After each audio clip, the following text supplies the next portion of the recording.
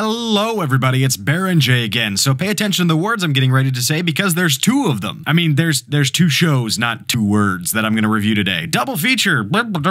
So, here's the thing. It feels relevant to talk about the Fate series as the new one premieres like tomorrow. Oh god, it is tomorrow. But I want to discuss the other two series in the franchise beforehand. Both of these shows are based off of a visual novel called Fate Stay Night that deals with the same characters and storylines to a certain extent. Who would have friggin' guessed? There's a lot of crazy crap that goes down in all three of these, but the basic premise is as follows. There's a grail. It's holy as shit. There's a war. It's over the grail I was just talking about. Some people perform a ritual, and if they're worthy, they are selected by the grail to fight in the war. They get a sweet tattoo on their hands, and it gives them control over a legendary hero, such as King Arthur or Gilgamesh. The tattoos can command the spirit to do whatever they want. They get 3 uses of it, and it goes away. If you die, you lose. So, that being said, these two series are incredibly different in tone. I'm not sure about the third one, but let's just talk about the first two. First off, Fate Stay Night deals with a kid named Shiro Emiya, who stumbles upon a magic circle in his garage and accidentally summons Saber, one of the 7 classes of spirit used in the Holy Grail War. Oh, by the way, forgot to mention this. There's 7 classes of hero that you get to summon. There's like Caster, Saber, Berserker, Double Baconator, I don't fucking know. They, along with a few allies, take on the war and the challenges that come along with it. So, the impression that the first series kind of left with me, there was a lot of darkness in the background. There were a lot of really weird plot elements that I was kind of like, this seems like there's a really huge backstory that I'm not knowing about. Turns out there is actually a huge backstory that's coming along with it, and it's called Fate Zero. I saw it and went,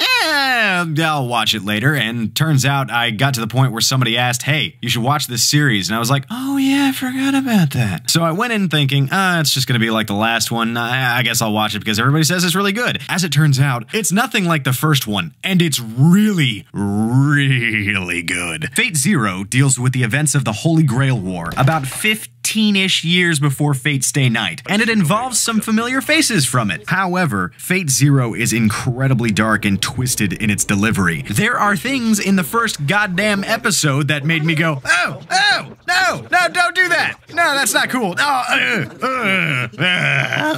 So listen, let me be straight with you. I'm a fucking weirdo. I review anime on YouTube for fun. If this show was enough to make me go, you should probably take that with a grain of salt and pepper, maybe some paprika. Fate Zero also has a plot structure that defies story writing logic. The details of the war and the battles within are unraveled as the show tells its story. That's kind of a given, but in a rare twist, which, by the way, what I'm getting ready to say isn't really a spoiler, but if you're gonna get freaked out if I reveal any plot elements, you should probably put your fingers in your ears and go, The main team you root for in the series is dealt with as if they were the villains to a certain extent. You don't really know anything about their plan, and you don't know why they're participating, but this guy, the brilliant mastermind behind it all, Kuritsugu Emiya, comes across as an evil genius when the plan is unfolded, and he was so good. He's like one of my new favorite protagonists. I want to give him a hug and maybe a kiss. Why did I say that? Shut up. And he was barely even the main character. Speaking of the characters, they're insanely well written. The exchanges between master and servant are incredibly complex, and they show these really interesting relationships between, like, the heroes of ancient history and just,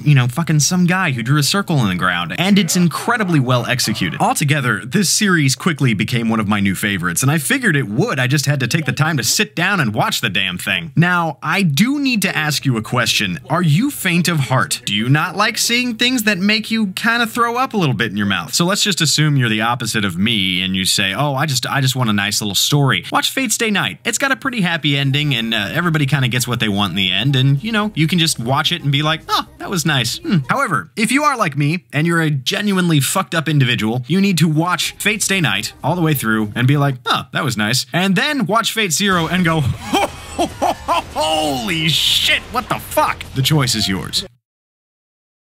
And this is the end of the video. Subscribe button, Facebook. Actually, follow me on Twitter. I'm using that a lot more often nowadays to update about videos and things like that. I have 2 favorite characters from this show. The first one is Caster, and that's more of just the general design and idea of the character and the way his personality is, because friggin' Caster is Bluebeard. He's just fucking insane, and it's hilarious and awesome, and he was just great. But as far as actual likability, my favorite character was definitely Iskandar Vizier, or whatever they call him in the show. It's supposed to be Alexander the Great, and his relationship with his master is just fucking great. It's so happy, I love it. He's so likable. Thanks, guys. Bye-bye.